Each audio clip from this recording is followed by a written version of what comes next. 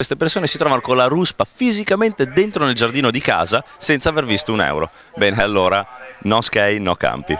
Le parole del consigliere regionale Jacopo Berti sono diventate il motto della manifestazione che si è svolta davanti alla sede della SIS di Cassola, la ditta costruttrice della Pedemontana Veneta. Decine di espropriati, slogan, striscioni eloquenti per chiedere di essere risarciti dei terreni tolti per far posto all'infrastruttura.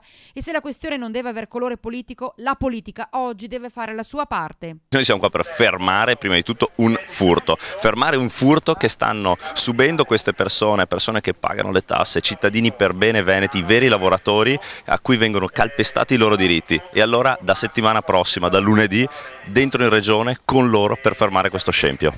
Un furto regolarizzato, così Berti, c'è chi ha perso la casa, chi ha perso i campi coltivati, fonte di reddito, chi ha perso la ditta e in cambio non hanno visto ancora nulla. Lei cosa rischia di perdere? Qua c'era 1000-2000 metri di ciliegito GP. Quindi un danno economico notevole. Già, già 2 anni che non si può coltivarlo. Cosa chiedete voi?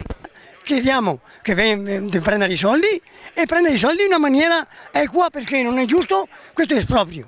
La rabbia è tanta, soprattutto c'è chi dice oltre al danno la beffa, come commenta Ettore Bizzotto, espropriato di Mussolente, che abbiamo conosciuto già un anno fa, perché oltre a non aver ricevuto alcun indennizzo è ancora in attesa del risarcimento per i danni causati agli elettrodomestici per un incidente provocato dagli operai della SIS. Ho 6.000 euro oltre di danni e siamo in altre famiglie, circa 10 famiglie, noi stiamo ancora aspettando quei soldi, poi vogliono venire dentro sui terreni, ma prima ci diano quei soldi, insomma.